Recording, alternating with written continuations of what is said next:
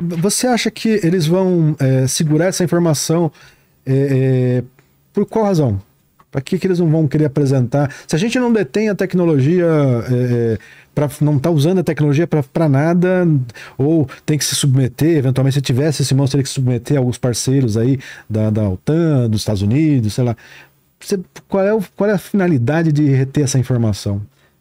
Primeiro porque o normativo, você tem uma classificação. Então tudo que é secreto, ultra secreto, tem lá aqueles mas é só por burocracia, então, só para cumprir a burocracia. Burocracia e também por conta de um acordo que existe entre o governo norte-americano e brasileiro desde 1942. Que existem, por exemplo, documentos, né, vamos dizer assim, de suspiros desse acordo no projeto Blue Book.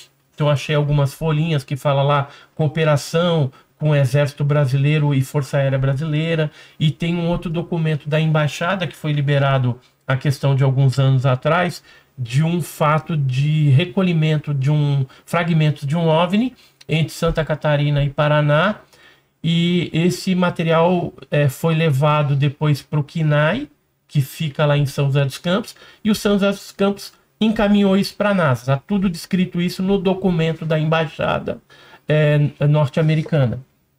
Esse Entendi. documento eu detenho, né? Tenho esse documento, e assim, tem amigos também dentro... Não, desculpa o mau hábito de jornalista, tem que perguntar, né? Dentro de São José dos Campos, né? Que trabalham lá no CTA, DCTA, e nesse local aí existem áreas que são restritas, onde ficariam, vamos dizer assim, essas coisas relacionadas a metais, né, de OVNIs. Então, nossa área tecnológica, área 51 tecnológica, fica em São José dos Campos. Mas não tem desdobramento daí nisso? Não, vai tudo para os Estados Unidos, e em troca nós recebemos tecnologia de aviação de quinta geração, e ponto.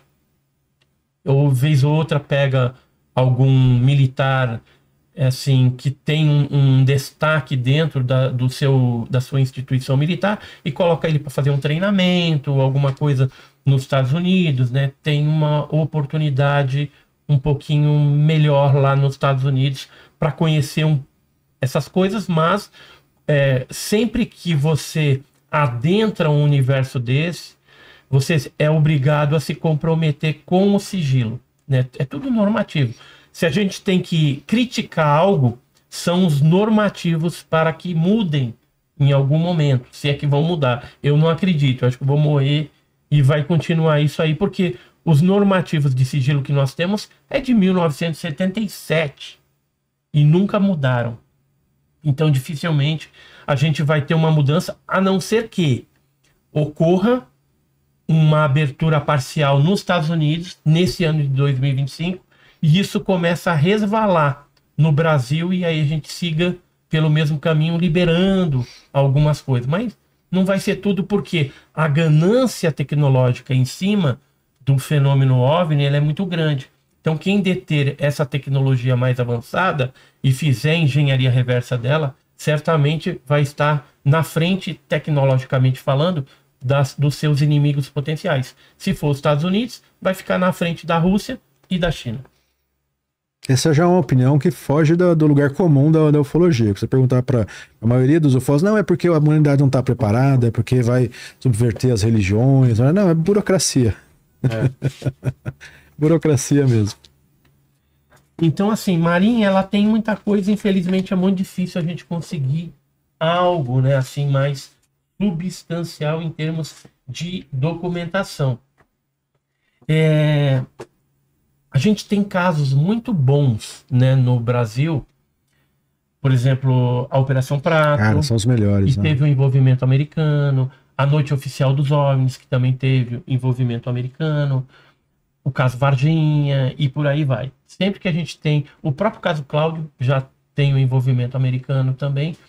E olha só o que eu achei. Hoje eu estava mexendo umas tranqueiras lá em casa e eu achei essa revista, que é a UFO Magazine da Inglaterra, do Graham Birdsall, né? Era um pesquisador, ele participou de alguns eventos aqui no Brasil, em Curitiba, que o Rafael Cury patrocinava, e aqui ele traz 50 anos da ufologia, né, de 47 a 1997. Então, traz ano a ano o que foi acontecendo, né?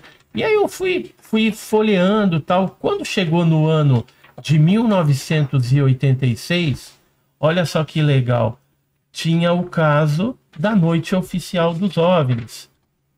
Inclusive, se a gente olhar aqui atrás da foto do brigadeiro Otávio Júlio Moreira Lima, a comunicação da embaixada, né? É uma comunicação do DIA, do Departamento de Defesa norte-americano, comunicando o caso do 19 de maio. Então, ou seja, mesmo numa literatura, numa revista estrangeira como essa aqui, a UFO Magazine, você tem o ano de 96 marcado esse caso brasileiro, né?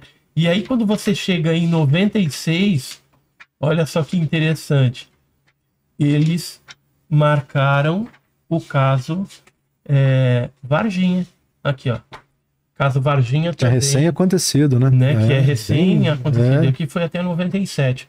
Mas 2 casos que já têm uma repercussão muito grande lá fora, internacional, né?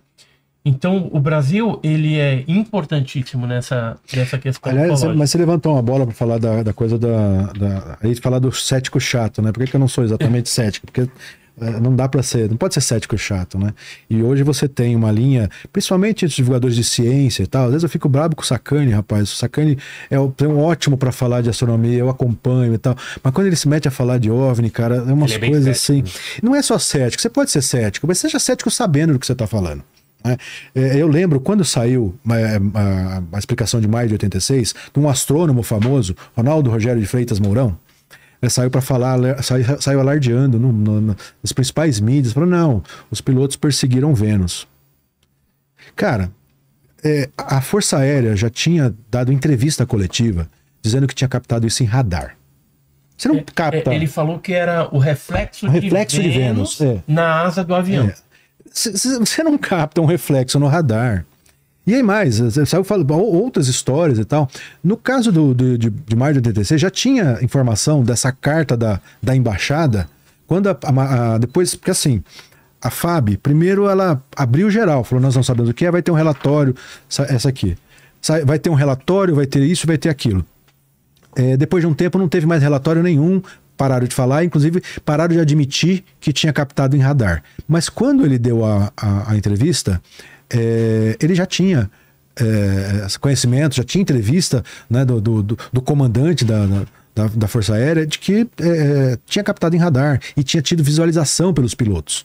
Visual e radar. Você não é reflexo, não é Vênus, não é uma estrela confundida. Então não dá para você chegar e afirmar isso. Depois, a FAB continuou negando. Nesse documento norte-americano, ele fala aqui, ó, 3 diferentes tipos de sistemas de radares nos fazem acreditar que alguma coisa sobrevoou o Brasil, né? Sobrevoou. Arrived. Ele fala chegou. Na noite de 19 de maio. Chegou na noite de 19 de maio de 86. Entendeu? Aí você pega, assim, às vezes as opiniões de divulgador científico que vai falar sobre o tema e desconhece. Aí, por exemplo, quando foi feita a primeira audiência da AARO, lá, que é o organismo agora de pesquisa criado oficialmente para investigar os UAPs, né? O nome agora para UFO que os americanos estão dizendo. O relatório deles tinha vários objetos não explicados, né? Eles explicaram alguns. Aí tinha lá uma primeira página que tinha uma foto de um sprite, que é um fenômeno, um fenômeno meteorológico, e uma menção a raio-bola. E o Sérgio, é raio-bola, eu falei que é raio-bola. Cara, não, mas ele só está mencionando, é um das possíveis explicações. Assim, isso atrapalha, tanto quanto o crédulo. Oficial, teve um objeto em forma de cilindro que foi observado a baixa altitude em Fortaleza, por centenas de pessoas. Aquilo saiu no jornal. Né? Então não tem como ser sprite, não tem como ser raio-bola, que é um fenômeno que dura muito pouco tempo, né? Ele não dura muito. E recentemente até inventaram aí a teoria do plasmóide, né? Ela não é uma teoria ruim, essa teoria dos plasmóides. Explica algumas coisas. Pode explicar algumas coisas, mas não serve para tudo. Não serve. Não serve para tudo. Oficial, porque não. você tem aí diferentes sistemas de radar, você tem avistamentos, comportamentos diferentes. Agora, assim, também tem que ponderar. E aí é difícil você explicar para a população em geral, ou para o camarada que consome informação de ufologia, que também tem, às vezes é contraproducente a gente falar que tem, que a ciência pode errar, mas também tem má ciência, né? Recentemente, um grupo de pesquisadores da Ucrânia soltou um paper científico, né, em pré-print, como a gente chama, que é aquela coisa que ainda não foi revisada por pares. Outros cientistas não foram lá analisar e disseram, o cálculo está certo, o cálculo está errado, isso bate, isso não bate. Mas eles fizeram em pré-print uma análise de objetos passando na Ucrânia, né, que eles chamaram de sombras e fantasmas e tal, que eram objetos que estariam passando numa velocidade astronômica e que não tinha explicação para aquilo, que eram 5 vezes, 7 vezes, 10 vezes a velocidade do som, e que eram objetos voadores não identificados. Um grupo de cientistas da Ucrânia. Aí eles estavam usando uma estratégia de medição que é utilizada em astronomia. Ela não funciona para a atmosfera. Não tem um bom funcionamento na atmosfera. Foi tentado e tal. GSW, um laboratório famoso antigamente na ufologia, tentava tentava fazer algo próximo disso, que era análise de interferência da atmosfera, mas se você tiver em Cubatão numa época de poluição, a medida vai ser uma. Se ele tiver com céu livre, vai ser outra. Então não funciona. Se você não tiver triangulação, né, lá atrás a gente falou da geometria, se esquece, você não vai determinar nada. Pois eles fizeram, e o paper foi falado no mundo inteiro. Depois de um tempo, quando foi revisado, a revista fez eles se desculparem, fez eles voltarem atrás. Isso é má ciência, né? A mesma coisa, a história dos orbes, né, dos globulares, dos plasmáticos, da vida plasmática. Uhum.